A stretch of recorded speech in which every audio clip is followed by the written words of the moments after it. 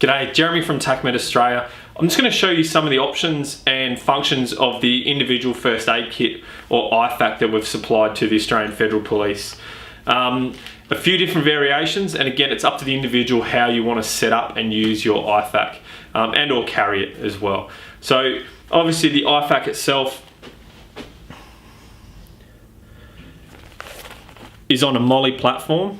So this is able to go into belts, on any MOLLE on any backpacks, or MOLLE on any load bearing vests as well. So it's a tearaway IFAK. So what that means is you're able to tear off its rear panel and lay that next to the casualty, or you can tear it off the panel and throw it to another officer to treat an individual patient. I'm going to show you a few of the setups that we can do with the IFAK now. So the first setup for the IFAK is to have the tourniquet on the outside of the pouch itself in its Velcro retainer. So to use the tourniquet, you simply undo the Velcro and it'll pop out. Okay, it's really important to have your tourniquet set up, ready for operational use. That way, if you are injured in either arm, you can operate it single-handedly. Okay, so to do that, we just get the tourniquet straight out of its packet with around about 6 inches of loop there. We're just going to fold the top over and then make this neat and just S-roll it onto the back here. Okay, so it'll sit quite flat, and we can just get the windlass bar and you can place that over the side. If you don't want to have the tourniquet on the pouch, on the outside of its pouch, if you're finding it's getting, the Velcro's coming undone and you're dropping your tourniquet, or you want to mount the tourniquet somewhere else, you just simply pull the tourniquet through the straps there, and you'll have your medical ID patch, which is obviously removable, and you can place the tourniquet either inside next to the trauma dressing, or you can place it somewhere else, which I'm going to show you next.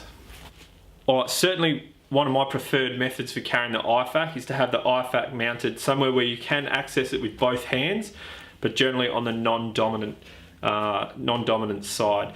Again, just under your flank, it's not inhibiting when you sit in the car, and it can be quite comfortable there. So as I said, to remove it, you simply unclip that buckle and pull it across.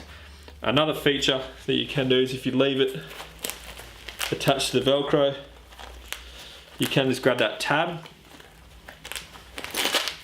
and you can pull it open with that tab there to pop it up. Okay, obviously on this, I don't have the tourniquet on the outside. If it was to be on the outside in that place, you'll probably find that it'll get knocked off quite often. So you can place the tourniquet inside the pouch itself in there. Again, for operational use, I recommend taking it out of its plastic wrapper and having it in there ready to use. Shears go on the outside of the elastic. Again, that just stops the shears from dropping out. And all the other items, your chest seal, space blanket, resus face shield, CAS card, are all in the top flap. And then the gloves are at the top of the IFAK in the two elastics.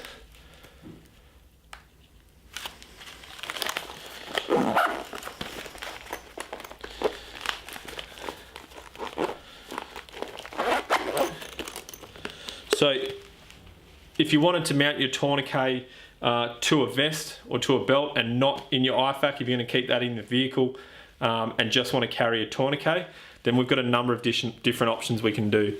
We can simply place the elastic through the MOLLE and have it horizontal, or we can use a zip tie through the back of the elastic and have it vertically placed. Either way, you can place it anywhere that has two MOLLE straps. Alternatively, you can place it on any belt, any sort of duty belt. Again, you can have it just on there so you're able to easily access a tourniquet, again, with either hand. So your tourniquet is really important, similar to the diver's safety triangle. Have it in the where you can access with both hands and not impeding your firearm.